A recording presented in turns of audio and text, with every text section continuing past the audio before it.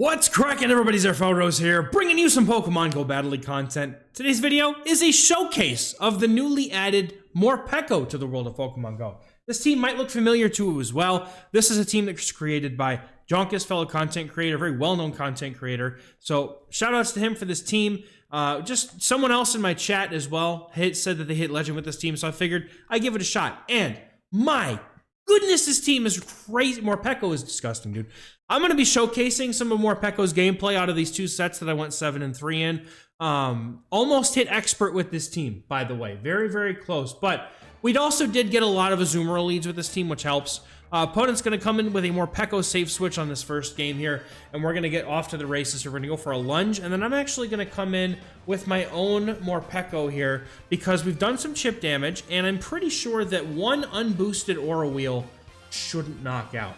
The opponent, however, goes for a Psychic Fangs bait, and that's why. And this is where we're going to be able to do okay, because the opponent has already shielded. I can now shield once. I also now know that I either lose charge attack priority, or the opponent just happens to also get the coin toss if we have the same attack. However, we get a little bit of stutter. This is a weird thing with Morpeko, right? So because there's this form change mechanic involved, there's some time spent out. So if I just a CMP tie or something is happening in the game, I've noticed that it gets really, really wonky, and it's hard to know, like the game itself does not flow as well. But we take out the Morpeko. Boom!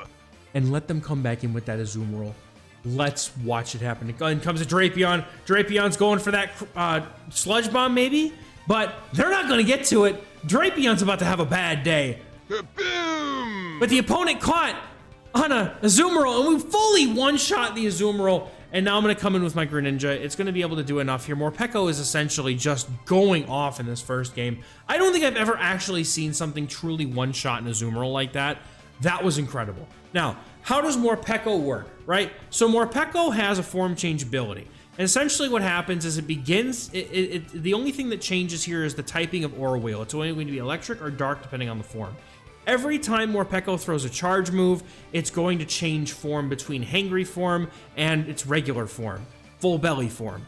Full Belly form is the one that looks like a Pikachu, Hangry is the one that looks like an evil little demon, and that's going to be a good first game. So every time you throw a charge move, whether it be Psychic Fangs or Aura Wheel, you're going to be able to change the form back and forth to change Aura Wheel's typing. Now, I learned something valuable in this first game here. This is the first time I've encountered a Golurk with this team, and so I immediately switch into my Greninja. Even though Morpeko in the back is a bad matchup, I just figure maybe I can bait out something like an Azumarill. Ariados can get some farm. Maybe then we can get rid of the Golurk that way. However, this is for me a lesson in adjustments, right? So one of the things, as somebody who does coaching for Go PvP, something that I like to bring up to my students quite often is being able to adjust, right? So consistency and knowing when to adjust. So if you find a lead, right, and it's a weird lead for you, you know, your team, you know, like Golurk is a very awkward lead for this team because they're double resisting the poison stings, and they kind of just dog on Morpeko entirely. So my plan here was to try to get the energy, and I fail at doing so. So in the next time I see it, I'm going to adjust. Basically, keep doing what works, and if something doesn't seem to work, give it a change. We see a Golurk here. I'm going to go for the Trailblaze now, get either a free shield or take a ton of HP out of this thing, because I can't bring in my Greninja here because it will basically get farmed down in the 2 shields. So I bring in my Greninja after getting a shield, or I would have been able to just Water Shuriken down if they had decided not to shield that.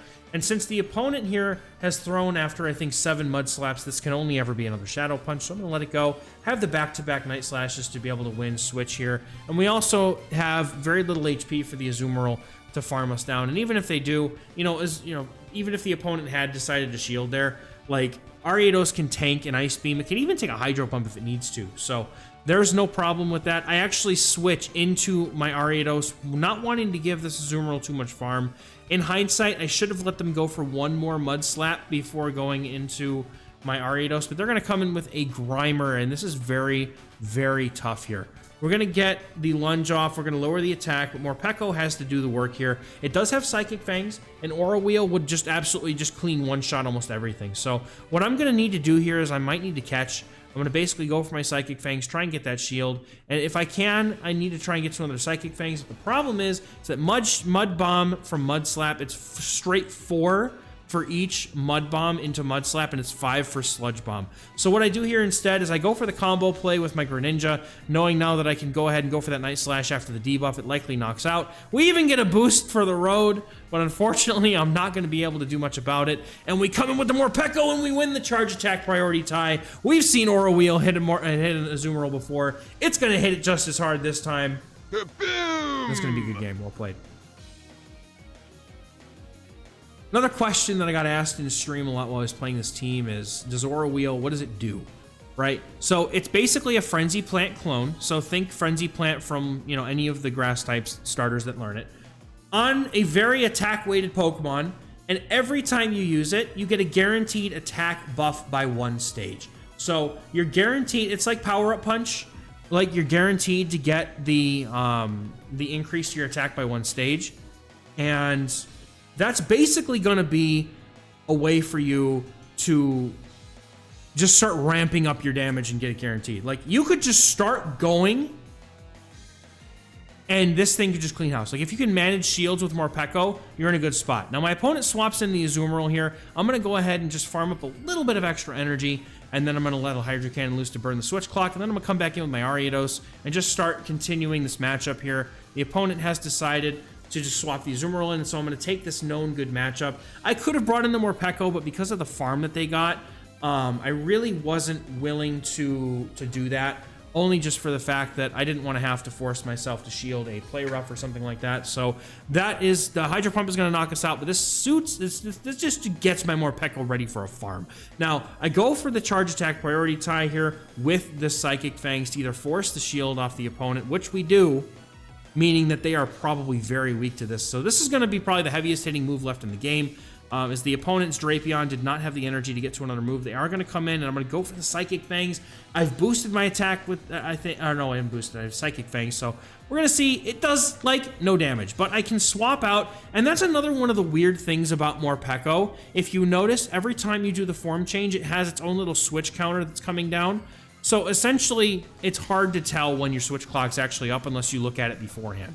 So the opponent here is thinking about what to do. They come in with a Mandibuzz, and one Aura Wheel is going to do quite a lot of damage. The opponent's going to get to a charge move. They're going to throw that Dark Pulse, most likely, as that it would be the heavier hitting move of the two. I'm making sure that I go for one Thunder Shock and make sure that I see the Mandibuzz, you know, the little flappy do with its wings here, so that I can get the move off. And I go for the next Aura Wheel. The Azumarill on the opponent's side is extremely low, and we should be able to knock it out with some fast moves, and that's going to be a good game here. Well played to the opponent. Very close, though, in general.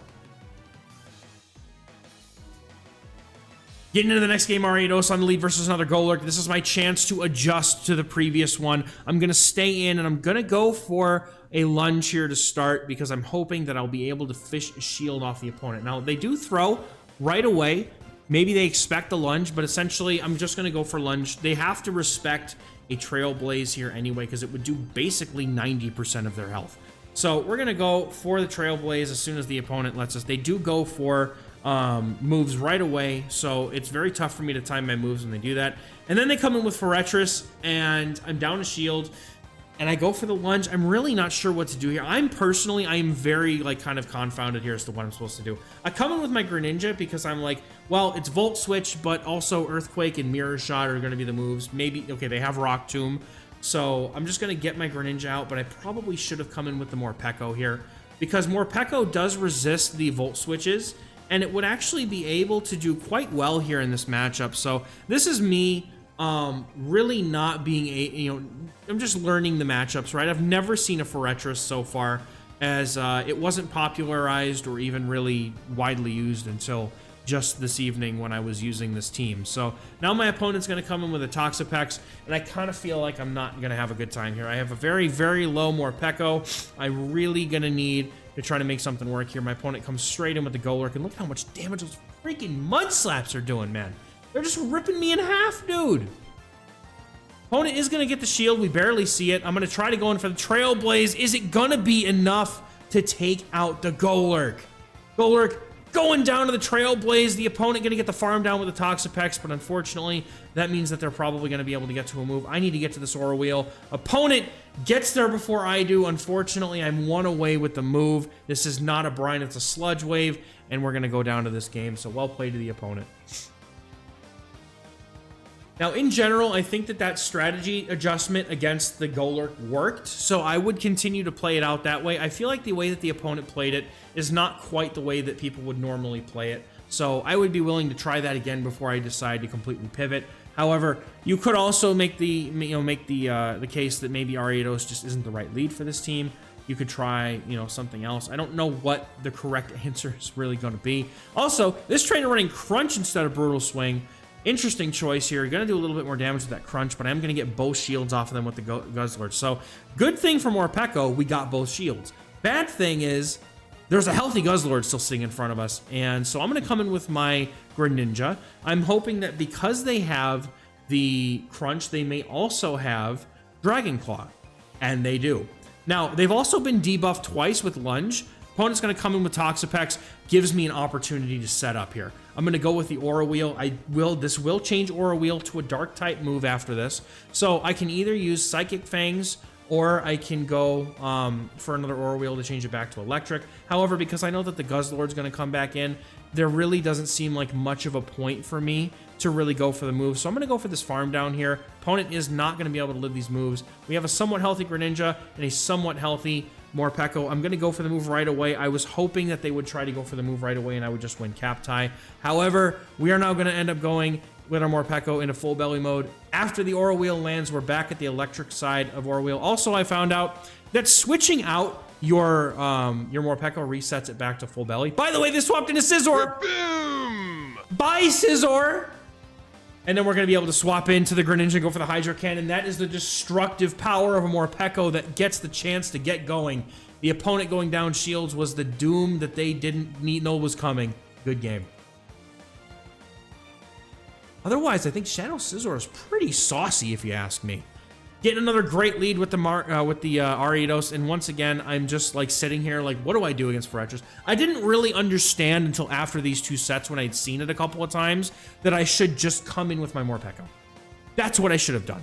Because this is a matchup where Morpeko can abuse the fact that the opponent has Volt Switch and be able to charge up energy very quickly, come out of that matchup with a lot of energy. The opponent is going to be forced to shield because they basically are going to get one shot regardless by Aura Wheel.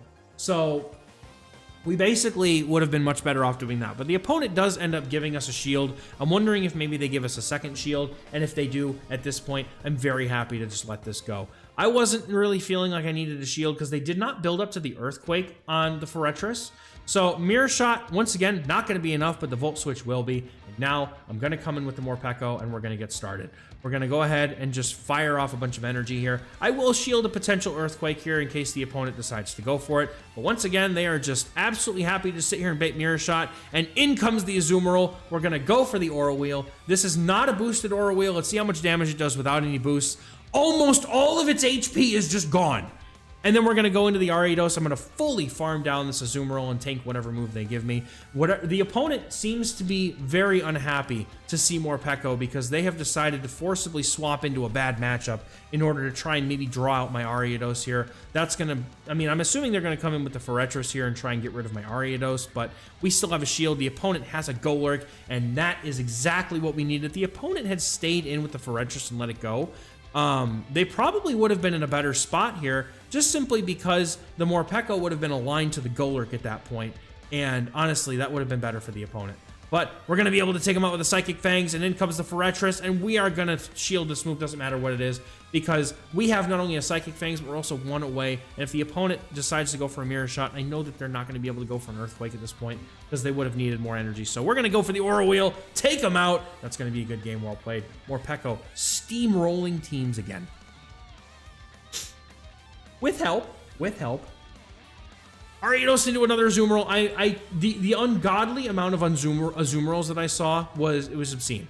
And now here's the Drapion safe swap. Once again, now people are starting to pack Sludge Bomb, so you have to be very careful with that. But I am still going to bring in my Greninja regardless, because even then, if they have Sludge Bomb, after a debuff, I'm in no worry of this KOing me, and they're going to go for that Sludge Bomb. I am going to go for a few more, I'm going to go for bad timing here, because I feel like if they may have Sludge Bomb, they may have Aqua Tail, and I would rather not forcibly allow myself to get knocked out here. So the Azumarill is going to come back in. I'm going to load up on some energy here. I'm going to just go for a couple of Hydro Cannons, burn that switch clock, and I'm not going to be able to switch out, unfortunately.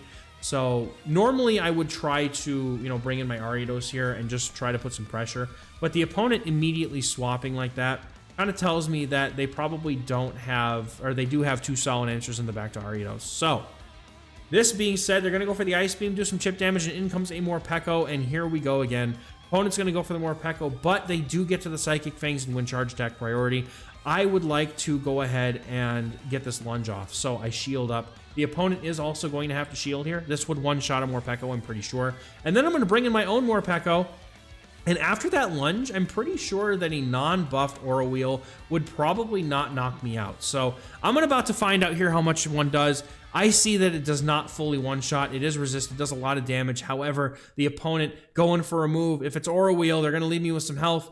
Aura Wheel is indeed the move of choice here. It does not do that much after that debuff. The opponent coming back in with the Azumarill. I'm going to go for the Psychic Fangs. The opponent maybe shields this, and if they do, we're good. The opponent does shield, perhaps either not knowing that the Aura Wheel was dark, or maybe, I mean, dark type Aura Wheel probably does enough there, let's be honest. So if I had gone straight Aura Wheel, it still would have done a ton of damage. We're taking out the Azumarill here, and their opponent's Morpeko is going to pop back in for a moment to get Thunder Shock down, and that's a good game, well played.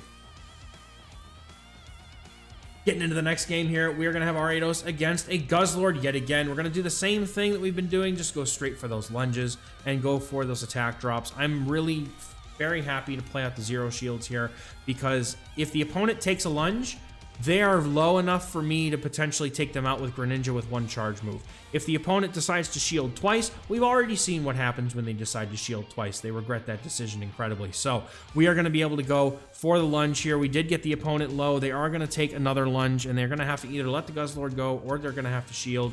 The opponent opts to just let the Guzzlord go, and I'm going to let my Ariados go. Drapion's going to come in. I'm going to bring in my Greninja here. 1 Hydro Cannon does a ton of damage in this matchup. Again, they have the Sludge Bomb. I'm not worried about it. But in this case, I do decide to shield, and of course, I shield the Drapion that's got the crunch. So we're going to go for 3 more. The opponent now would have had to go for 5 moves in order to get to that Sludge Bomb. So I'm safely able to go for 3 Water Shurikens before I try to throw. The opponent does go for that crunch, gets me very low. I will go for this Hydro Cannon, completely taking out the opponent's Drapion, and they have a Sableye here in the back. And they also still have 2 shields. And I need to remember this because I actually forget that they have 2 shields in this game. So opponent's going to shield up my Night Slash. I was kind of hoping we maybe might get a cheeky little boost there. But in comes Morpeko, behind on energy a little bit. Going for the Aura Wheel right away, thinking that I had game here because I didn't realize that they still had a second shield. And then the opponent shields, and I'm like, no! So we are going to go up to try to get to the second Aura Wheel. I'm not going to try to go for a double resisted Psychic Fangs, even though it may have been enough. It's probably not worth it at this point. We're going to be able to go for the Aura Wheel on charge attack priority. If the opponent had thrown that move before I had gotten to the Aura Wheel, I would have been in trouble. We're taking out the Shadow Sableye, and that's a good game. Well played. Next game up here, we got Ariados on the lead versus the Umbreon, and this entire team does well into Umbreon, so I'm very happy to see this here, and the opponent is not swapping out either, telling me they may be weak to the Ariados. I'm going to go for a lunge here, and it occurs to me that this might be a Psychic Umbreon. I don't know if it is or not, but what I'm going to do is I'm going to go straight into my Greninja here, and the opponent goes for a fast move and then throws a move, and so I'm like, okay, they go for foul play here. That, to me, tells me that this is a Psychic Umbreon, and I'm going to play the rest of the game this way.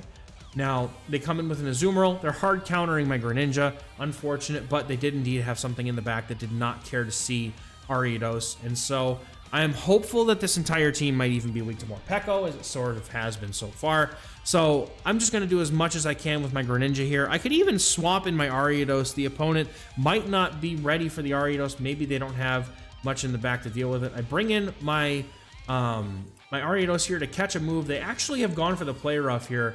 And then I'm going to go for some energy, and I should have thrown a move here, but come in with it's either Skeleturge or it's Marowak, and that feels bad. It's an Alolan Marowak. I'm doing absolutely no damage, and they're farming me down here. However, Morpeko has a chance. We go for the 2 lunges here. I will either end up coming in with my Greninja here, or I'll come in with my Morpeko here. We have a very healthy Greninja. The double lunge debuff makes me want to come in with Greninja here instead because they have those bone clubs. I would rather take those on a neutral source of damage than taking those on my Morpeko because I'd be basically forced to shield anyway because it's a lot of damage. Squishy Pokemon like Morpeko. So opponent does put up the shield. It's also a charge attack priority tie, so that means that they're going to be able to take us out. But that sets up my Morpeko with shield advantage. The opponent immediately switches in the Umbreon, and I'm like, all right, throw your Foul Play or your Psychic. But it's last resort. The opponent must have tapped the move and locked it in before they noticed that the Greninja had hit the field earlier. So now I'm in trouble because you see how low I'm getting. The opponent has saved the shield. All they have to do is come in with the Shadow Alolan Marowak and farm me down. I'm not going to be able to get to the Psychic Fangs. 2 of them. I'm going to need 2 of them to knock out, and I need enough HP afterwards to get to another one against the Azumarill, and I'm seeing my HP stat now, and unfortunately, I know I'm not going to be able to make it. So my not shielding here was a crucial mistake that lost me this game, and I definitely think I could have won had I shielded up that last resort. But again, you know, I'm just playing with the assumption that it was a Psychic Umbreon because it made sense, right? The amount of time it takes for a Snarl to go through typically means that the opponent has the the window of opportunity to see what would have come in. So perhaps they had locked in the move already anyway, but we're able to climb to 27-29, getting ever closer to Expert here with this team in the Halloween Cup. It's a very fun team, I think. I'm also trying to cook up another team here as well because I don't like copying content creators, but like when a team works, it works, you know. But Morpeko really is the star of the show here. Incredible Pokemon that just absolutely goes off when it has the chance to. So very, very interesting Pokemon. And you can get your own Morpeko, by the way, by going in the Go Battle League and playing it. I think it's a 75% chance currently to be a reward. So if you're lucky, you might get one. Otherwise, if you get the field research task of win 2 raids, then you will be able to pick up your own Morpeko as well. It's a good way to get some with maybe better IVs if you want to try to. I would also say don't trade Morpeko for IVs because everybody's running Morpeko is going to be running it with the regular like raid IVs or hatch IVs or whatever, the research IVs. So you're going to win a lot of charge attack priority ties. So just keep that in mind. But in general, the Pokemon is very, very fun to use and very strong. Really, really well implemented Pokemon here in this meta. So I'll let you guys go with that. Thank you all very much for watching. We'll catch you in the next one. Bye-bye.